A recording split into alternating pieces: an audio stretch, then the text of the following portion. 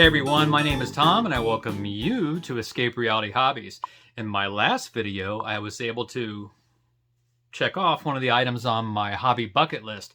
In this video, I got myself a 3D printer. I have been looking at a number of printers for a while, and the biggest decision for me was which one was I going to get. Should I get a beginner level printer that has a smaller build plate, a smaller resolution such as 2K, and obviously much less expensive? Or should I invest just a little bit more money and get a more advanced printer that had a much larger build plate and a better resolution such as a 4K? Ultimately, I decided upon getting the... Ozzy! My cat just sprawled out on my filming table. Ultimately, though, I decided upon the Anycubic Mono X 6K. I got this for a few reasons. One, it had a slightly bigger build plate than the other two I was looking at, a better resolution at 6K. In theory, it should be better than a 4K and a 2K, but that all depends on what you're printing, the setup, the resins, etc. And Anycubic was having a spring sale, so I got this sucker about $160 less off a retail price, and it was only about $40 more than the Elegoo Saturn. So as long as it works, as long as I'm happy with it, that's all that matters. If you want to see an unboxing of this printer and see all the parts that come with it, as well as a basic setup, I recommend that you watch Chris's video at Kersey Fabrications. He does a good job of showing all the parts, doing the basic setup, and he explains the difference between the 6K and its predecessor, the Mono X 4K. Okay, Ozzy was just in the video. Now you, Teddy, and the boys want to be in the video? Come here, come here, come here. This is Teddy and Toby. I guess they wanted to be in the video. I will leave a link for Chris's video in the description below if you'd like to view it. I was going to add, though, if you've already watched quite a few videos on how to set up a 3D resin printer, they're all pretty similar no matter who the manufacturer is. You're going to put all the parts together, which there aren't that many. You're going to level the printing plate. You're going to get your files ready to print in a slicer software if you're choosing, and the printing process, it's pretty much the same. There are two things that I'm just a wee bit disappointed with even before I use the printer, but I did want to share it with you in case you were thinking about purchasing this printer anytime soon. One, and not a big deal, but I was expecting a small starter introductory bottle of resin to come with the box. It comes with none, but thankfully, Amazon to the rescue. And two, as soon as I ordered the printer, I went online and I downloaded the free version of the Chitubox slicer software. I wanted to play with the software a bit, learn it before I actually used it on the printer. When the printer arrived, I found out that Anycubic does not support Chitubox. Anycubic does have its own slicer software. It's called Anycubic Workshop. But I gotta admit, I've seen quite a few videos and read some comments where there are folks saying that there's quite a few bugs in the program and that it can affect your print's overall appearance or not print at all. I don't know if it's what comes with the software and the little USB or if it's what you download from their site. I have to be honest, I'll have to try it, see how it works myself to be fair. But I'm still a little apprehensive about using it for the first time, so I am going to use Litchi, maybe it's pronounced Litchi, software that comes from, I believe, France? Or maybe it's Belgium. However, Litchi does support this printer, so that's what I'm going to learn to do my files on and get ready to print, so let's go print something. The left side of my brain, which is the more impatient side, wants me to jump right in and first print a file that I purchased and downloaded from myminifactory.com. It's a group of 5 goblins. It kind of has a classic Warhammer look in the game Hero Quest. They're made by Monstrous Encounters. The right side of my brain, which is the more structured side with my military background, wants me to be patient, stick with the plan, stay on target. Stay on target. We're too close. Stay on target. And use the test print that came on this USB here. It is the Anycubic Cube, and there it is right there. Common sense would say do this because this file has already been formatted. I don't have to do any changes on the slicer. So this is the first one we're going to print. We'll see how it goes, and then we'll come back and make another one. Alrighty. Here we go.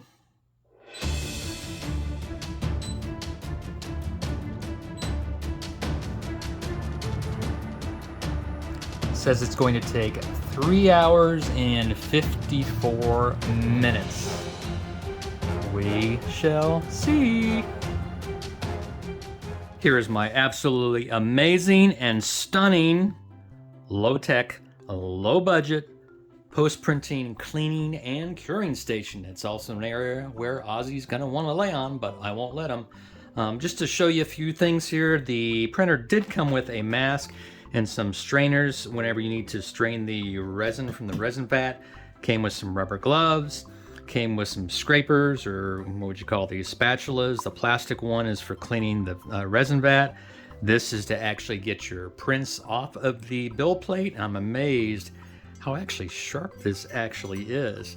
Some other things I have here, 91% IPA, some Soraya Tech Fast Gray. I did purchase the Anycubic resin as well, but I've heard some good things about this. Some shop towels. I picked up a used Elegoo Mercury curing station for $22 on eBay. Alcohol sprayer. And these fancy things are gonna be my wash station. All they are just pickle containers. But the neat thing about them, if I can sneak in here for a little bit, they have a handle, they have a little place where it sits on, and they agitate quite well. No, I know it's not a wash and cure station, but those are gonna work just fine for me. Leave them in there for a number of minutes, agitate it. Once I go from here, I'll then put them in a little bit cleaner alcohol, get them dried off, put them in the curing station, and we'll see what we come up with. Oh my goodness, I almost forgot. Hit the camera. My $1 from the dollar store Batman. I'm Batman. Scrubbing toothbrush if I need it. I've seen on videos where people will actually go in after they've cleaned it and even do a little bit more scrubbing, but bonus. This is pretty cool. It's just like Christmas morning. It's the most wonderful time of the year. Here it is on the plate. Let me get it off the plate, give it its bath, cure it, and we'll see what we got. Yeah, this can be a little bit labor intensive and monotonous, but for starting out, it's gonna work just fine. I'm gonna set this for 3.5 minutes, if I can see it. If I should be doing it for less than that or more than that, somebody let me know, please. Here we go. Ooh, pretty. Here is the Anycubic Test Print Cube.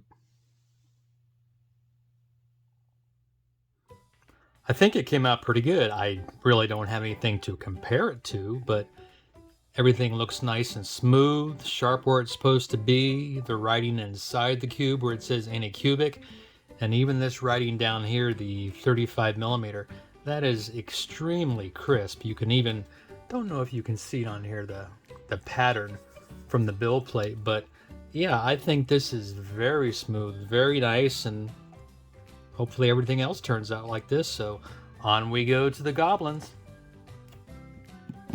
Here are the goblins that I showed you earlier from Monstrous Encounters that I once again loaded down from my mini factory.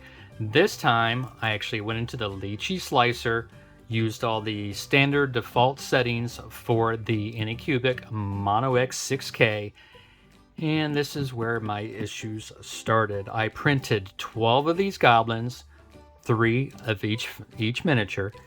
Well, 3 came out okay. If you look at the ones on the left, this was the only one that came out actually very nice, and I have to say, I am amazed at the sharpness and the crispness of it. It is amazing to me that something this tiny and miniature this small can be so detailed.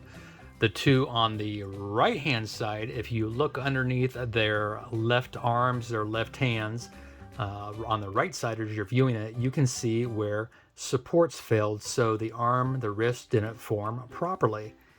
Here are the other miniatures, and pretty easy to see all the support failures.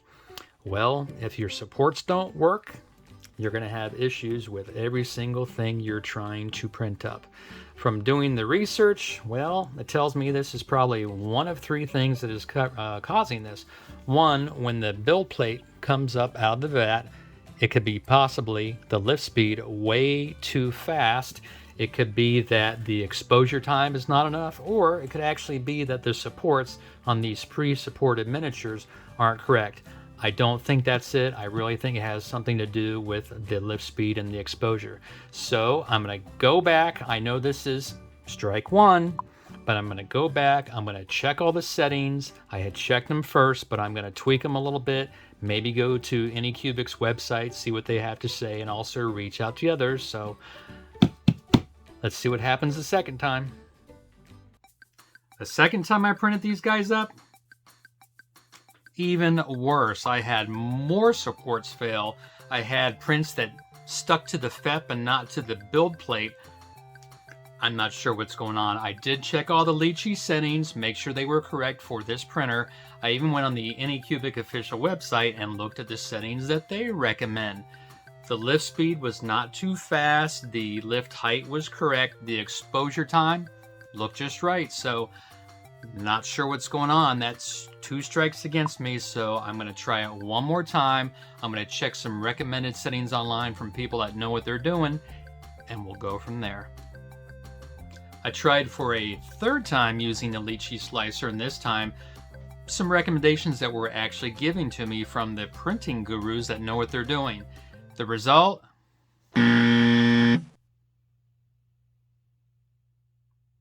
Yeah. My frustration level is growing, but I'm not giving up yet. This time, I'm actually going to go try and use the Anycubic Photon Workshop. Bugs be damned, I'm going to give it a try and see what happens. Well, I went to their software, looked at all the parameters, everything looked great, loaded the file down once it was sliced to the USB, plugged the USB into the printer, and the Anycubic printer does not recognize files from the Anycubic Workshop slicer.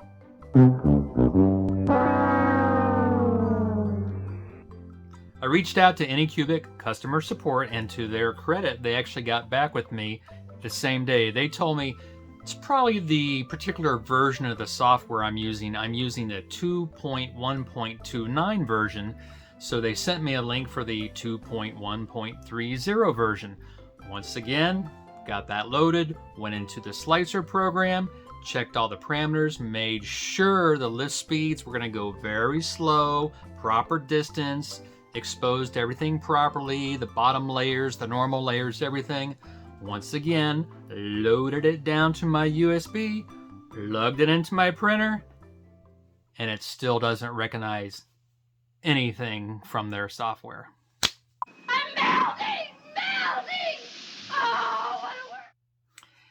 Yes, my dreams and wishes of 3D printing are being knocked down over and over, and it's getting pretty frustrating for me. However, I'm confident I will figure it out. If it's me, I get it. I'll learn how to figure out the tweaks. I'll learn how to do the settings.